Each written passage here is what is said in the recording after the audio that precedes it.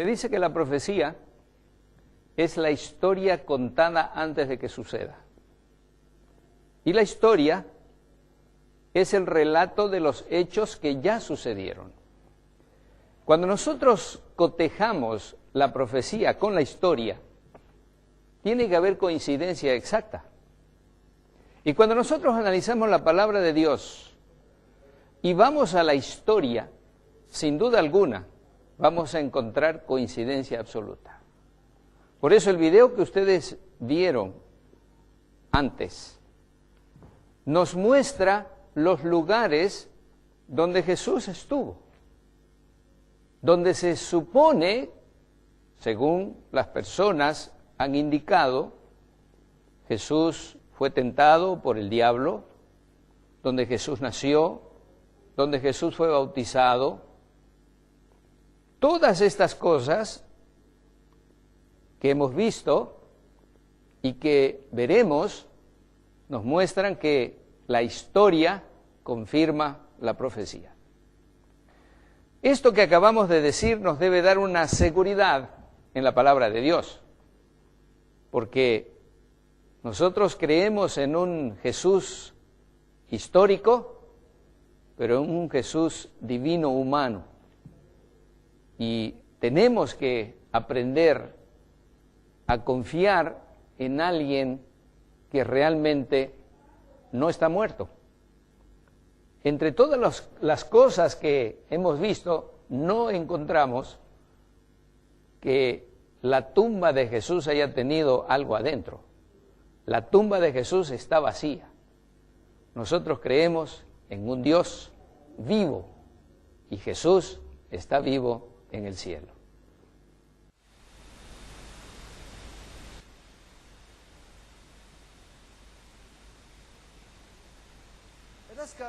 Vamos a la ciudad de Capernaum, la cual es conocida como la ciudad de Jesús.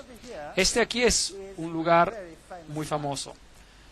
Y si lo mira, no parece nada. Pero en realidad encima de esto hay un edificio gigante, justo encima. Allí puede ver algunos de los pilares de cemento y el piso de cemento. ¿Y qué es esto? Esta es la casa de Pedro. Esta era la casa de Pedro. Pedro vivió aquí. Y esa era su casa. Y Jesús debió haberse quedado allí muchas veces en esa casa. Si realmente es la casa de Pedro o no, nadie sabe. Pero la Iglesia Católica proclama que esta es la casa de Pedro. Y si quiero ver que está construido encima, ahí está.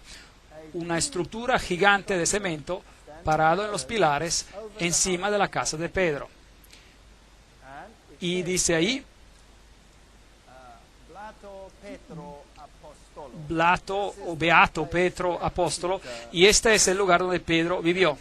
Y Pedro, por supuesto, significa pequeña roca, y Roma ha construido su iglesia en este Pedro. Y allí tienen una estatua de Pedro justo afuera con un pez al lado de él. Y esta es la estatua gigante de Pedro. Es enorme. Esta es una historia fascinante, porque Simón era también el nombre de Simón Mago.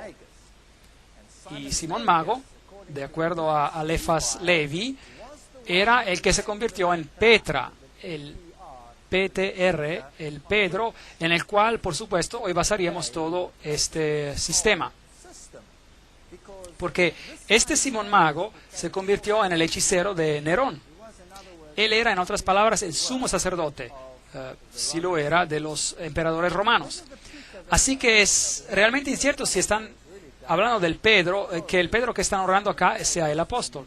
Probablemente sea Simón Mago, el hechicero, el brujo, el ocultista que está siendo honrado. Pero la iglesia construyó este edificio gigante sobre la casa de Pedro. Y a los pies de esta estatua puede ver símbolos de pez y todo eso. Y nos dice que ese es Pedro el apóstol. Y un poquito más allá hay una sinagoga. Entonces aquí hay un edificio gigante hecho de cemento con una estatua gigante de Pedro, y justo cruzando el camino esta sinagoga remanente, probablemente la sinagoga donde Jesús más enseñó. Y hay una pequeña placa oxidada que dice: el primer siglo tardío, la sinagoga blanca, la sinagoga de Jesús. ¿Saben ustedes? Si yo construyera un gran edificio cristiano, no lo construiría donde Jesús pasaba la mayoría de su tiempo, porque construirlo sobre una pequeña casa que es posiblemente la casa de Pedro, si eso no es, no está seguro. Podría ser, porque la descripción de la Biblia dice: cuando salieron de la sinagoga cruzaron a la casa de Pedro. Y esa casa está justo al frente. Es posible. También podría ser la casa al lado, quién sabe. Pero es posible. Ahora, esta es la sinagoga donde Jesús en realidad enseñó. Así, aquí está otro pequeño pueblo, así que Capernaum era un pueblo y el otro era Corazín. Y esto es lo que queda de Corazín, no mucho. Algunas ruinas están aquí. Esas son las ciudades que Jesús maldijo. Y Jesús dijo que si los milagros que se hicieron en ti se hubieran hecho en Sidón, en Sodoma o Gomorra, ellas hubieran aceptado el mensaje. Pero ustedes han tenido amplia oportunidad, dijo Jesús. Jesús caminó por medio de esas ciudades y ni una persona permaneció enferma en esas ciudades, y a pesar no lo aceptaron. Aquí hay un famoso lugar santo. Ese es el lugar de las bienaventuranzas. Y cuando entras ahí es mejor que estés apropiadamente vestido. Esta es la iglesia de las bienaventuranzas, un lugar muy famoso. Y el Papa Juan Pablo II ha estado ahí, por supuesto, 2 veces. Y ese es el conclave. Y ese es el campo. Ese es el campo donde probablemente Jesús predicó su primer sermón. Ese es un sermón muy impresionante. Ese es el más intricado, el sermón más sublime que jamás se haya predicado al ser humano. Y muchas personas citan equivocadamente ese sermón a unos extremos terribles. Las bienaventuranzas, Mateo 5, 3 a 10, Jesús empieza diciendo: bienaventurados los pobres. La palabra por bienaventurados es Macarios, el cual significa una bendición celestial, una bendición que solo puede venir de una fuente divina, una bendición enorme. Y la palabra usada para los pobres es ptojos, en griego, que significa pobreza absoluta. Nada más que pobreza absoluta. Ni 2 monedas juntas. Y Jesús empieza su sermón, y los judíos sentados allí en millares, esperando que Él se anuncie ser el Mesías. Y decir: soy el Mesías, ustedes son el pueblo escogido de Dios. He venido a librarlos del yugo de Roma. Se levantarán y serán los más grandes en el cielo. Eso es lo que estaban esperando. Y aquí Él se levanta, y las primeras palabras como Mesías que habla son: bienaventurados los pobres. Y hay varias palabras para pobre en griego, y usa la que describe pobreza miserable, absoluta. En vez de grandeza y riquezas y maravillas y cualquier adjetivo que se les pueda dar, deben ser pobres en espíritu, porque de tales es el reino de los cielos. Y la segunda bienaventuranza era, bienaventurados los que lloran. Querían regocijarse, no querían llorar. Y la palabra para llanto, hay diferentes niveles de llanto en griego. Y la palabra en griego es penseo, lo cual significa dolor absoluto. El dolor que puedes tener por la pérdida de un hijo único. Ese tipo de dolor. Bienaventurados los que lloran, porque recibirán consolación. Bienaventurados los mansos, porque recibirán la tierra por heredad. Esta es una mansedumbre, una humildad que prácticamente no se puede describir en palabras humanas. Y bienaventurados los que tienen hambre y sed de justicia, porque serán saciados. Y otra vez la palabra hambre aquí son retorcijones de hambre, que se sienten después de vaguear por días y días en un desierto sin comida o agua. Ese tipo de hambre y ese tipo de sed. ¿Qué está Jesús haciendo aquí?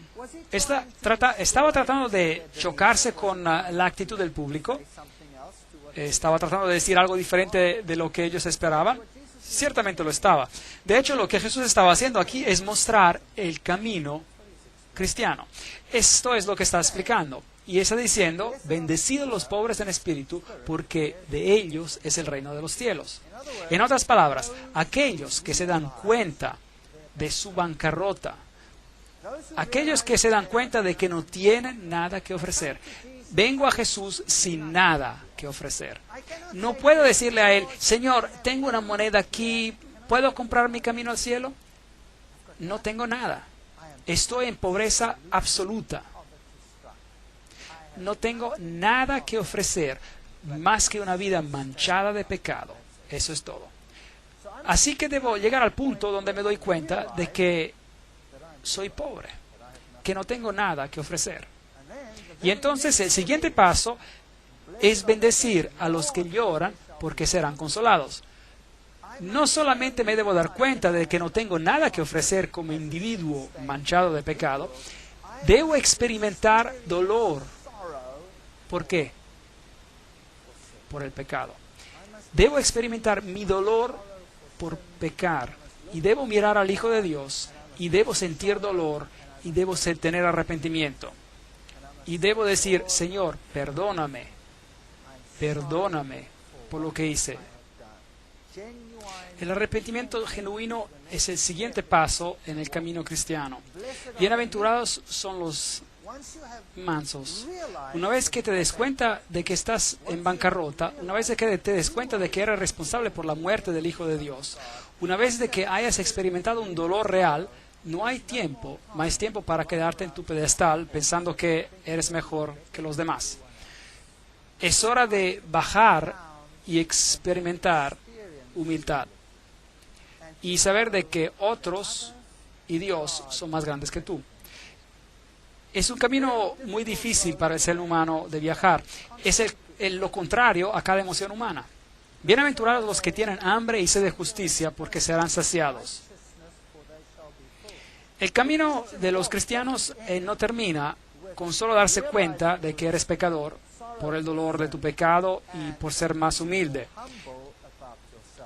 Tienes que continuar en un proceso conocido como la santificación, lo cual significa, Señor, cambia mi carácter vil. Pablo dice, debo crucificar el hombre viejo cada día y debo pedir a Dios que me cambie. Y tengo un modelo perfecto que es Jesucristo. Y debo decirle al Señor que me cambie a esa imagen, que verdaderamente pueda reflejarlo a Él. Deseo ser más como tú y menos como yo, porque realmente me encuentro en una condición lamentable. Ese es el camino cristiano. ¿Cuál es el siguiente paso? Una vez de que hayas hecho eso, entonces podrás ser misericordioso, porque ellos obtendrán misericordia. Nosotros tenemos a creer que somos mejores que otros y luego nos convertimos en críticos. Uno de los problemas más grandes en la iglesia es el ser crítico, ¿no es cierto? Ahora sabías de que esa persona todavía hace esto y el otro, y sabías de que ese joven está metido en drogas. Quiero decir, ¿qué te esperas? Mira, los padres son así, así. En vez de alimentar el hambre y mirarte a ti mismo y decir, ahora mírate a ti mismo, qué miserable eres. ¿Piensas que ellos son peor que tú? ¿Por qué no puedes tener misericordia y simpatía de ellos porque Dios tuvo simpatía y misericordia hacia ti? ¿Acaso no se trata de esto? Así que Jesús dice, una vez de que llegues a este camino, una vez de que hayas experimentado el arrepentimiento, y una vez de que hayas sentido el dolor por tus pecados, y una vez de que hayas bajado de tu pedestal, y una vez de que hayas pedido al Señor de cambiarte y hacerte misericordioso, y tendrás compasión con aquellos que no tuvieron la ventaja de comprender lo que tú has comprendido. Bienaventurados los misericordiosos. Y luego, bienaventurados los limpios de corazón, porque verán a Dios. Me acuerdo cuando vine a esta iglesia vine del mundo, era muy mundano y en un duro negocio. La vida en la universidad es muy dura y tienes que luchar para llegar a la cumbre profesional. Y mi mente era un basurero. Y le dije a Dios, Dios, tú sabes, yo no quiero tener una mente así. Y Dios ayuda a uno a limpiar su vida y a desarrollar buenos pensamientos donde moran los malos pensamientos. Ese es el proceso de la santificación. La cristianidad no para solo cuando conoces a Jesús. No es bueno solo conocer a Jesús. No te vas a salvar solo conociendo a Jesús. ¿Acaso el diablo no conoce a Jesús? ¿Es salvo porque conoce a Jesús? No. Debemos dejar de que Dios nos cambie, nos limpie nuestras acciones. Bienaventurados los pacificadores, porque serán llamados hijos de Dios. Ven, una vez de que hayan pasado por toda esta serie de crecimiento, devienen pacificadores. Ahora, ¿quién es un pacificador? Un pacificador es alguien que tiene la paz de Dios en su corazón. Mucha paz tienen los que aman tu ley, dice en Salmos 119, 165. Ese es un pedazo, que es un pedazo del cielo. Y siempre me maravilla cuando los políticos toman esta bienaventuranza en particular y la aplican a ellos mismos y se dan grandes recompensas sin haber pasado por los pasos previos en la experiencia cristiana. Esa persona no es un pacificador. Un pacificador es alguien que ha hecho las paces con Dios. Ese es un pacificador. Y bienaventurados los que padecen persecución. ¿No es increíble? Por causa de la justicia, porque de ellos es el reino de Dios. ¿Cuál es la última cosa que el Señor menciona aquí? ¿Cuál es la última bienaventuranza? Benditos los que padecen persecución. En otras palabras, si pasas por este proceso, si sientes dolor por el pecado, si pides perdón, y si dejas que el Señor cambie tu corazón, y si estás dispuesto a bajar de tu pedestal, y si quieres la paz de Dios en tu corazón, serás una irritación para el mundo y ellos te perseguirán. Es una garantía. Y ese es el proceso del camino cristiano, totalmente opuesto a lo que es el ser humano, a lo que el ser humano quiere en este mundo hoy en día. Las lecciones que Jesús enseñó en el lago de Galilea son absolutamente las más fundamentales que el ser humano necesita. Necesitamos tomar nuestra Biblia y necesitamos estar alertos. Si tiene una Biblia que está marcada en rojo donde Jesús habla, necesita estar alerto. Debe leer esto cuidadosamente. Lo leemos como historias, pero debemos leerlo con cuidado porque es Dios quien está hablando directamente a nosotros. Cada palabra es un talento de Dios. Cada palabra, hasta los pero y los más, estarán en un lugar correcto por razones particulares. Así que necesitamos tomar atención a lo que Jesús enseñó. Aquí un típico barco en el lago de Galilea, pequeños pueblos alrededor, no ha cambiado mucho. Ese es un barco que encontraron después de una tremenda sequía. Aparentemente es un barco exactamente como en los tiempos de Jesús.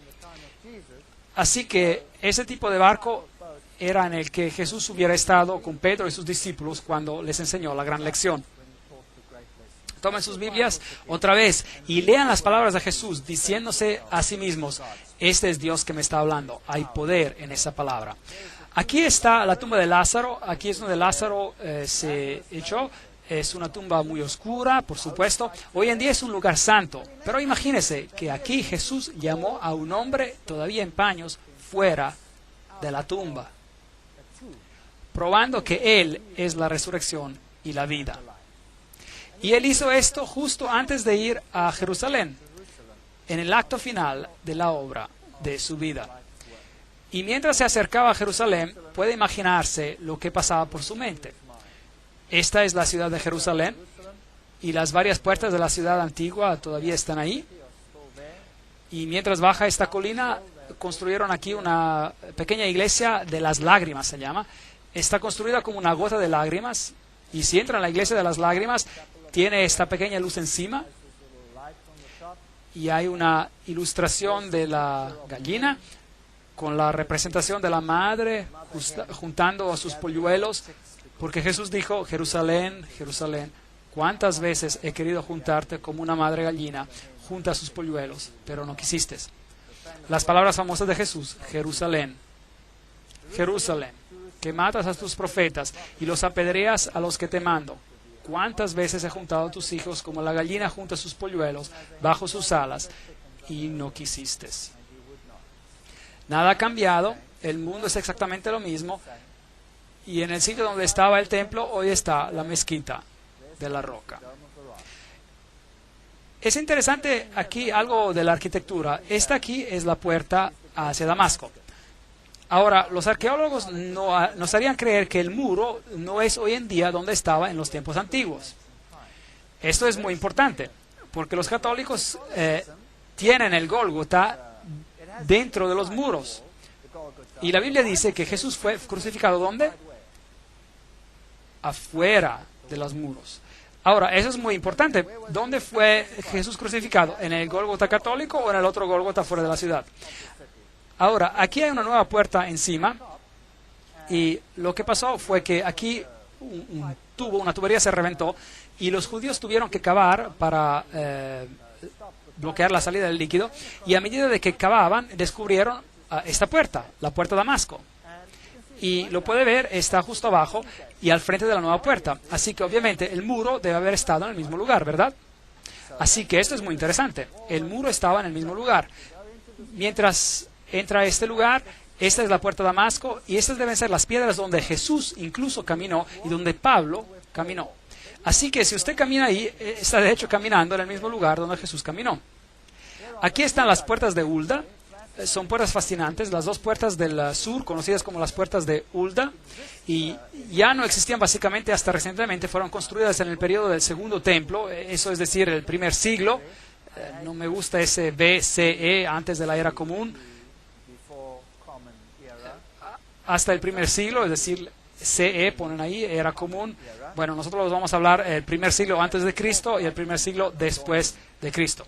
Las puertas proveían acceso a los túneles que conducían al cercado del templo, y las puertas de Hulda eran usadas a menudo por Jesús.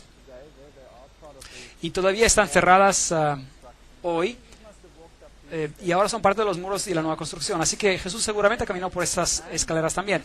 Aquí hay un hombre interesante, es una ilustración bonita, así que tenía su burro ahí y pensé que era una ilustración bonita, así que la tomé y seguí caminando. El error más grande que se puede cometer. Este pequeño hombre saltó a mis espaldas, me sacudió como un trapo para ver si algo caía de mis bolsillos, así que finalmente lo recompensé por su esfuerzo. Y luego mi amigo vino corriendo y lo vio, y pensó que sería una fotografía grandiosa. Y me paré ahí y sonreí. Y mientras tomó la fotografía, hizo lo mismo que yo. Y la siguiente cosa que ocurrió, este hombre estaba golpeándolo en la espalda y sacudiéndolo como un trapo. Y me preguntó después: oye, ¿por qué no me dijiste? Y le dije: bueno, quería ver el espectáculo y no tenía por qué decirte. Eso es lo que venden allí en las calles de Jerusalén. Ese es un vendedor de algarrobo. Tiene una jarra grande en la espalda con un jugo de algarrobo, y cuando se agacha puedes tomar uno de esos vasos y tomar de ellos. Y ese es el sector judío, muy diferente. Y un moledor viejo ahí, tiendas, pequeños niños judíos, muchas contiendas en este país. Esta es la vieja ciudad de David. Aquí es donde cortaron a Isaías, el profeta, en dos. ¿Puede imaginar cerrando a alguien vivo en dos? ¡Qué gente más cruel! Esta es la iglesia o la construcción que fue construida sobre lo que es el gran cenáculo de la última cena, como ellos dicen. Y este aquí es el Getsemaní. Y si va a Getsemaní, tiene que escoger cuál, porque hay dos. Este de aquí es el Getsemaní ortodoxo, construyeron esta iglesia ortodoxa gigante encima de él. Y justo al lado, un poquito más alejado, está el Getsemaní católico, afuera donde hay árboles gigantes de olivo, en el Monte de los Olivos, donde Jesús fue a orar. Y ellos dicen que estos árboles son los descendientes de los olivos que Jesús vio cuando él fue a orar. Y se acuerda de que Jesús ahí dijo: mi alma está triste hasta la muerte. Quedaos aquí y velad conmigo. Mateos 26, 38. Padre mío, si no puede pasar de mí esta copa sin que yo la beba, hágase su voluntad. Entonces se le apareció un ángel del cielo para fortalecerlo, y lleno de angustia oraba más intensamente, y era en su sudor como grandes gotas de sangre que caían hasta la tierra. Lucas 22, 43. Hay muchas críticas hoy en día acerca de la película, por ejemplo, la película llamada La Pasión de Cristo. No lo encuentro un nombre muy bonito para mí, pero sin embargo representa el sufrimiento de Jesús, como si no fuera bíblico. De hecho, probablemente lo que hicieron ver no fue suficiente. El sufrimiento que representaron fue en realidad mucho más. No he visto la película, pero he leído suficientemente acerca de ella, y les puedo decir que Jesús sufrió tremendamente, y la historia bíblica está muy, dispersa, y tenemos que tomarla pedazo por pedazo, y tenemos que componerla junta, digamos, y tenemos que leer la historia también a nivel histórico para probablemente ver lo que le pasó a él. ¿Qué le pasó a Jesús en el jardín? Fue que él tenía tanta ansiedad que sus vasos capilares de su piel reventaron. Ahora, esta es una condición médica que ocurre algunas veces hoy en día, y es muy, muy rara vez que alguien sobreviva a esa condición. El estrés y el trauma son tan grandes cuando los vasos capilares revientan por ansiedad que esas personas mueren. Así que lo que debió haber pasado aquí es exactamente la misma cosa, y Jesús pudo haber muerto aquí. Pero un ángel apareció del cielo y lo fortaleció para lo que estaba por acontecer. La Biblia nos dice que esa noche los discípulos lo abandonaron y huyeron. Marcos 14, 15. Cada uno lo abandonó. Este es el Getsemaní católico. Y aquí hay nuevamente la roca famosa donde dicen que él oró y donde las gotas de sangre se derramaron. Ahora, debe recordar que el paganismo está loco por las rocas. Tienen lugares famosos, cuevas famosas, rocas famosas. Las rocas formaban una parte muy importante en el paganismo. Pero otra vez, en las historias de la Biblia, los patriarcas también hicieron altares de rocas, pero no adoraban a las rocas, ellos adoraban a Dios. Y usaban las rocas como altares para sacrificios a Dios, el cual era un tipo de sacrificio de Jesús. Es una historia totalmente diferente. Así que aquí está una roca santa, aparentemente donde tomaron a Jesús cautivo. Y esas deben ser las gradas por donde lo llevaron, porque esas suben al templo de Caifás. Bueno, si así les gusta llamarlo, pero no es su templo, es un palacio. Y aquí hay una representación a su lado, como Jesús fue llevado por estas gradas. Si fue llevado con cuerdas, la Biblia no lo menciona. Hoy esta iglesia romana católica ha sido construida en ese lugar, y probablemente este es un lugar arqueológicamente correcto. Y aquí estaba el asiento del sumo sacerdote. Y ese año era Caifás. Ahora, aquí hay una confusión a la Biblia, porque cuando lo trajeron a Jesús, lo llevaron a Anás.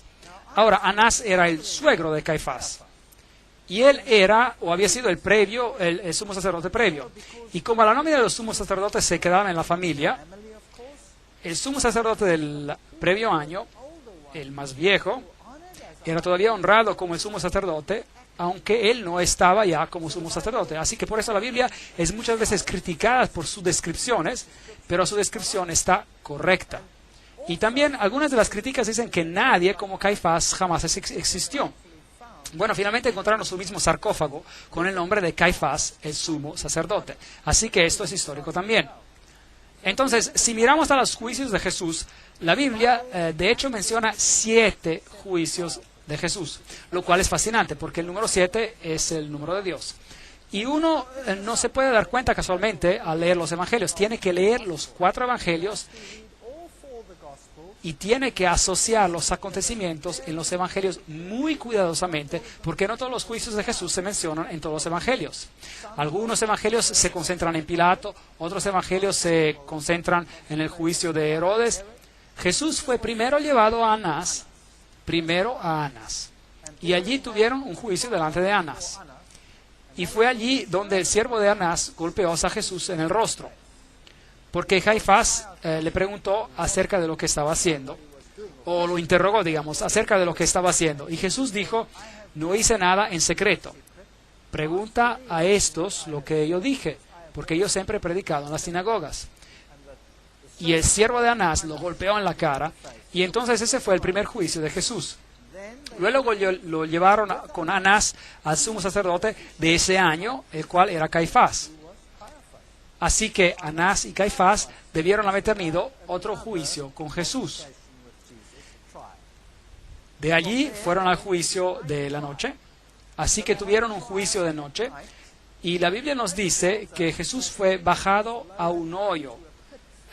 Proféticamente en el libro de Salmos se menciona. Y luego tuvieron un juicio en la mañana, porque de acuerdo con su ley era ilegal tener un juicio de noche y tenían que tenerlo cuando el sol levantaba. Así que hubo un juicio con Anás, un juicio con Caifás y Anás, y hubo un juicio de noche con parte del Sanedrín, y juntaron después todo el Sanedrín y tuvieron un juicio en la mañana y encontraron a Jesús culpable y luego lo llevaron a Pilato. Y Pilato lo examinó, pero Pilato no quiso decidir por él mismo. Así que lo mandó a Herodes. Y Herodes tuvo un juicio y tampoco quiso hacerlo él solo. Así que lo mandaron de vuelta a Pilato.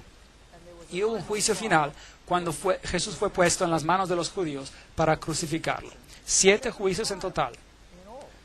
Así que ese es el primer lugar donde Jesús estuvo. Hoy, por supuesto, es un lugar famoso donde Pedro nuevamente se honra. Y María, la ilustración de una diosa, de hecho. Un camino a la capilla del pesebre, la capilla del bendito sacramento, el patio, las santas gradas, el hoyo sagrado. Allá abajo era donde los prisioneros se encarcelaban cuando había un juicio de noche. Y aquí están los huecos en las rocas. Entonces normalmente lo que pasaba es que sus brazos estaban puestos aquí y las manos pasaban por aquí encima y la otra por aquí y luego lo ataban por aquí. Y allí colgaba con su frente mirando al frente. Así, ahora, si los judíos encontraban a alguien culpable, tenían el derecho de poner un castigo. Pero el castigo capital, digamos, la pena capital, estaba bajo la ley romana y no se les permitía condenar a alguien a muerte. Tenían que conseguir permiso de los romanos y entonces había una ley romana. Pero sí se les permitía dar castigos. Si encontraban a alguien culpable, podían darle 13 latigazos a un lado y 13 latigados al frente. Entonces encontraron a Jesús culpable y la Biblia no lo reporta, pero es posible que le hayan dado 26 latigazos de frente. Es posible, aunque la Biblia no lo menciona. Y aquí hay un hoyo donde bajarían a una persona y los bajaban desnudos.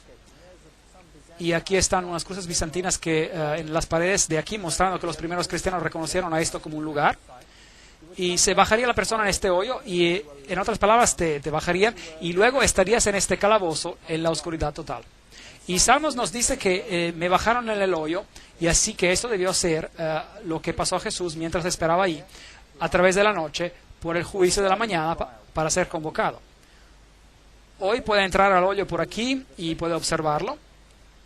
Entonces de ahí después hubo el juicio de la mañana y después él fue llevado a Pilato, donde fue puesto en esta prisión mientras esperaba por el juicio.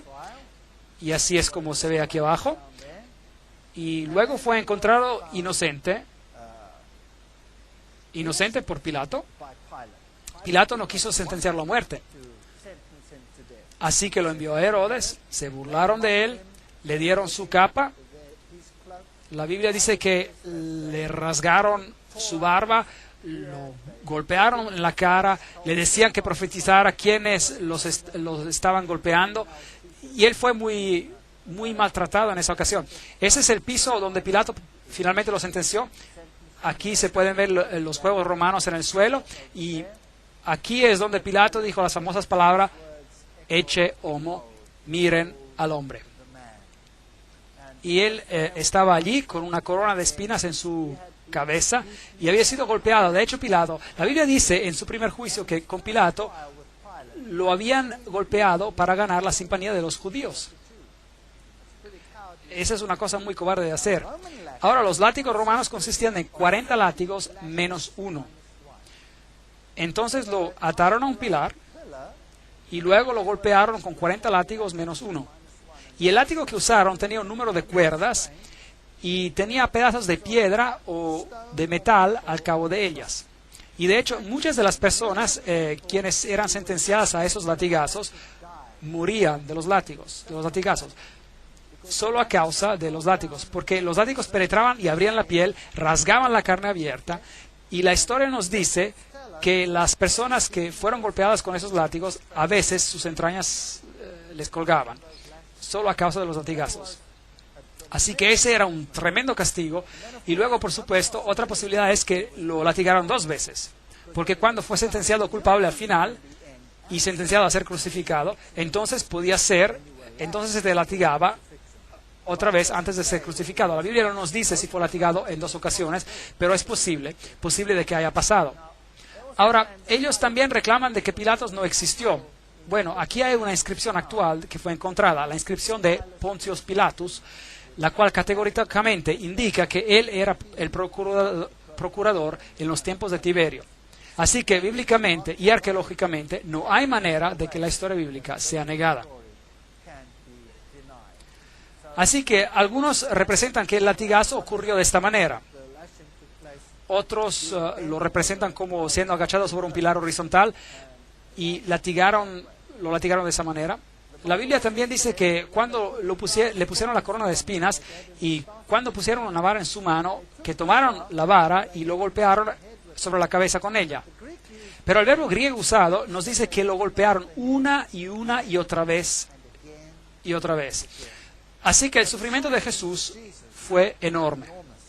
La Biblia incluso representa que lo hirieron y que la herida era una gran herida. Una grande herida de arriba a abajo. Así que Jesús sufrió como ningún otro hombre ha sufrido por alguien o por ningún acto o por cualquier acto criminal en la historia de la humanidad. Y si Dios no hubiera mandado a un ángel para fortalecerlo, no lo hubiera logrado. Y por eso, cuando Él estaba en esta cruz, todavía perdonó a los que ejecutaban la sentencia. Y la razón por la cual Él murió tan rápidamente, mientras otros que colgaban ahí por más tiempo se les tuvo que quebrar sus piernas. Porque esa era la manera que ellos tenían de asegurarse de que se quedaran esas personas en la cruz y no se bajaran.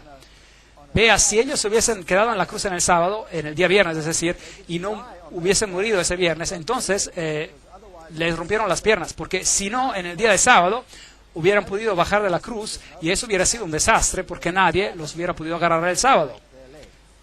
Así que una historia horrible en esos tiempos antiguos.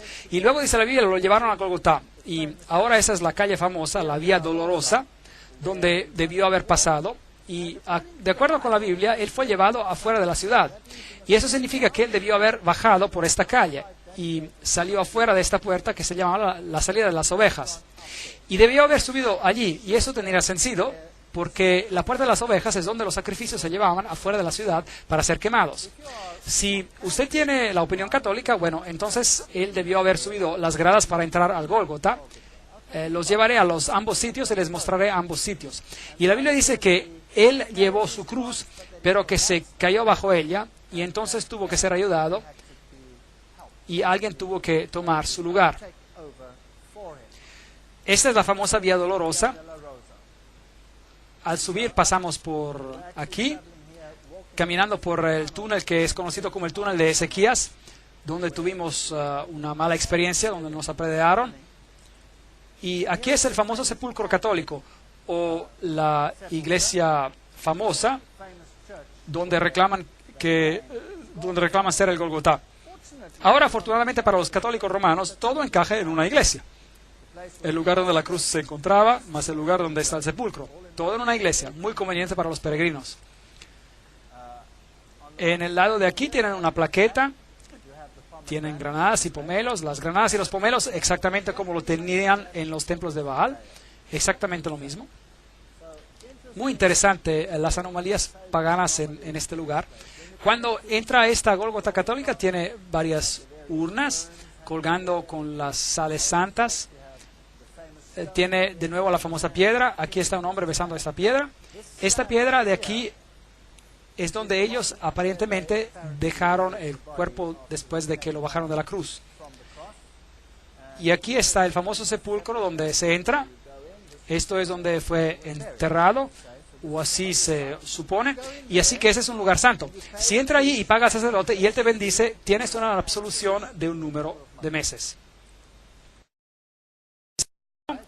Un lugar muy pequeñito, y la Biblia dice que había una piedra gigante rodada enfrente del lugar. Aquí, este lugar es muy pequeñito, en una iglesia que dicen ser el sepulcro. Así es como se ve. Y uno se da la vuelta y tiene una idea del tamaño, y si mira las velas ahí son bien pequeñas. Eso es todo lo que uno puede ver y se puede mover alrededor. Y si sube las gradas a la iglesia, entonces se llega a un lugar donde las personas están bien reverentes, y allí es donde el Gólgota estaba. Y tiene todas esas estatuas de Jesús y María y las mujeres alrededor, y mucho oro, plata y brillo. Y hay un lugar justo allá donde se encontraba la cruz. Ahora, hay una Gólgota ortodoxa también, que no está muy lejos de ahí, y uno puede, aparentemente en la misma iglesia, y uno puede poner su dinero o a un lado o al otro, se puede escoger. Y si entra en ese lugar, entonces tendrá una bendición especial. Es algo que una persona no tiene que perder, así que mi amigo y yo nos fuimos ahí a ver qué era. Y luego hay una roca que dicen es la calavera del Gólgota, justo ahí en la iglesia. Y dicen que esa era la calavera. Así que esa es la famosa Gólgota católica romana, que tiene la mayoría de los peregrinos en el mundo. Y si sale de la Puerta de las Ovejas, la cual hoy día se llama la Puerta del León, en los tiempos antiguos se llamaba la Puerta de las Ovejas, y sale afuera, y recuerda que el muro es aproximadamente donde estuvo en los tiempos antiguos, según la arqueología. Entonces tiene un problema si se encuentra en el Gólgota católico, porque está dentro de la ciudad. La Biblia dice que Él fue crucificado afuera de la ciudad. La salvación es para cada uno. No es solo para los pocos selectos en la ciudad. Y es por eso que cuando usted sale puede ver a esta roca gigante, que todavía hoy en día tiene el rostro de una calavera, y se ve por ahí. Y encima hay un cementerio musulmán hoy día, y se llama el lugar de la calavera. Y de hecho, esto es una calavera. Esto era una cantera. Fascinante. Entonces, era una cantera donde Salomón tenía las piedras excavadas para el templo. Fascinante. Así que, en hecho, todo este valle, y es parte de una montaña que continúa hacia arriba, desde la izquierda y a la derecha, y finalmente formó el monte en el cual estaba el templo. Y es interesante que este es el lugar donde Abraham probablemente simuló el tipo de muerte del Hijo de Dios, es decir, por medio del sacrificio que él quiso hacer de Isaac, su hijo. Pero Dios dijo, no tienes que proveer por tu hijo, yo proveeré el mío. Y este es, de hecho, la misma cumbre. Qué fascinante. Así que esto tendría sentido que Jesús murió encima de esta colina. Dios es amor. Porque de tal manera Dios amó al mundo que dio su Hijo unigénito para que todos los que crean no se pierdan, mas tengan vida eterna. Juan 3:16. Afuera, muy cerca, justo a la base de esa colina, hay una tumba con un jardín. Y luego tomaron el cuerpo de Jesús y lo envolvieron en lino, vistieron con especias de la manera como los judíos se sepultaban, y cerca del lugar donde fue crucificado había un jardín, y en el jardín había un nuevo sepulcro donde nunca se había enterrado a nadie. Es lo que la Biblia dice. Así que es totalmente diferente del lugar que está dentro de la ciudad. Así que hay un jardín afuera de la ciudad. Todavía hoy en día es un jardín hermoso. Y ahora un jardín en la Biblia actualmente significa una finca. Y aquí era un viñedo. Y aquí todavía hay un viejo lagar para la uva. Así que eso tiene sentido. Y ahí hay un viejo lagar para la uva. Y es un hermoso jardín hoy. Y después de cavar para construir edificios, encontraron este lugar. Y mirar y contemplar que aquí había algunas tumbas. Y enfrente de la tumba, así pueden ver, hay un pequeño muro. Y en ese pequeño muro, en el cual era como un surco, pusieron una gran piedra redonda que pudieran haber rodado enfrente de esa tumba. Y si mira hacia abajo, tendrá que mirar adentro de la tumba y mirar al otro lado. Y hay una tumba que ha sido excavada un poco, digamos, parcialmente. Así que todavía no se había terminado. La Biblia dice que la tumba no estaba terminada. Nadie había sido todavía enterrado ahí. Y la Biblia dice también que los discípulos se agacharon para ver qué había adentro.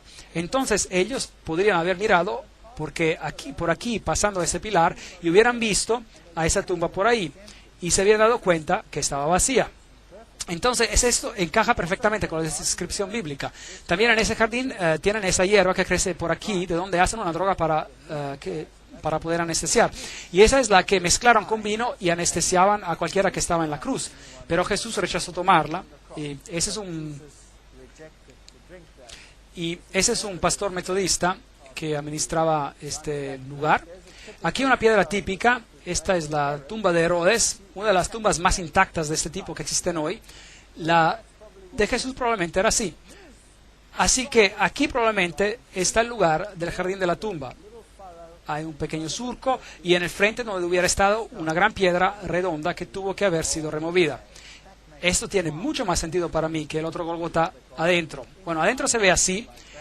Y por supuesto las personas creen que es un lugar santo, así que vienen aquí para orar y ser reverentes, lo cual está bien, claro, pero aquí dice, Él no está aquí, ha resucitado.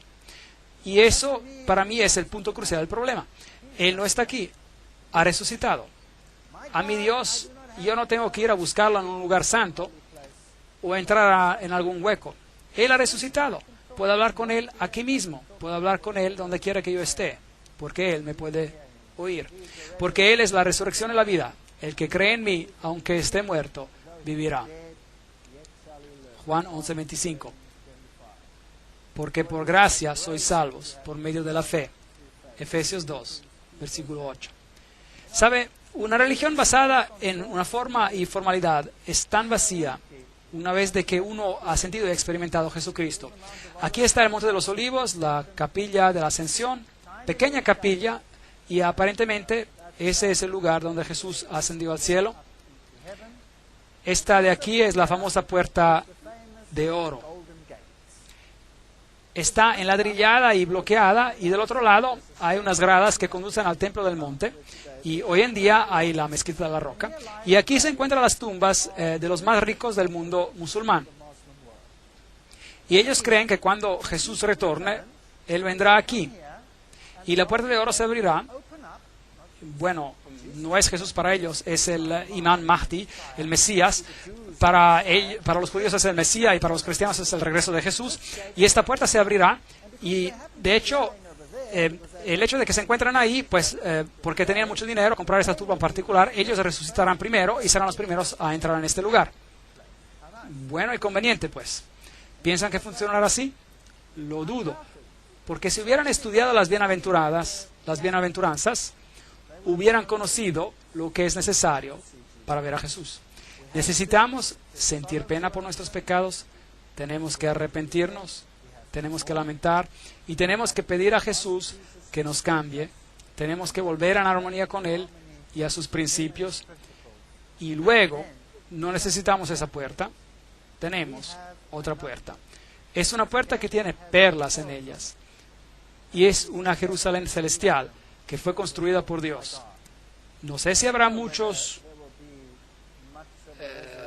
una primera resurrección aquí, pero no quiero juzgar esto es para Dios de juzgar, pero aquí todos ellos están esperando por su reino terrenal, Yo no estoy esperando por un reino terrenal. Yo estoy esperando por una Jerusalén celestial, a pesar de lo interesante que esta Jerusalén sea aquí. Esta es la mezquita de la roca. Este es el lugar donde un templo se construirá. Si estás adentro, nuevamente hay una piedra. Es donde Muhammad subió. Pero el paganismo y la verdad están muy lejos el uno del otro. Esta es la Jerusalén de noche. Y esta es la famosa casa quemada. Esto es lo que queda de ella. En los años 70 después de Cristo, los romanos vinieron y destruyeron a Jerusalén y la quemaron. Y ese es un símbolo de la destrucción que tendrá este mundo cuando Dios retorne. Podemos ser parte de la casa quemada o podemos ser parte del reino de Dios. Esa es nuestra decisión. Y la única solución para eso es: aquel que tiene el Hijo tiene vida. Y aquel que no tiene el Hijo de Dios no tiene vida. Estas cosas he escrito en ti. Creed en el nombre del Hijo de Dios y sabrás que tendrás vida eterna. 1 de Juan 5, 12 a 13. Así que esta es nuestra decisión hoy. Podemos entretenernos con todas las cosas de este mundo y podemos hacer los lugares santos más importantes que Dios, o podemos desarrollar una relación. Pero el precio es el yo. Tendremos que renunciar al yo, a nosotros mismos, y a pedir a Dios que nos dé su carácter. Un carácter que pueda entender, sobrellevar y amar a nuestro prójimo, así como nos amamos a nosotros mismos, y hacer Dios supremo en nuestras vidas, porque sin Él no podemos hacer nada. Amén.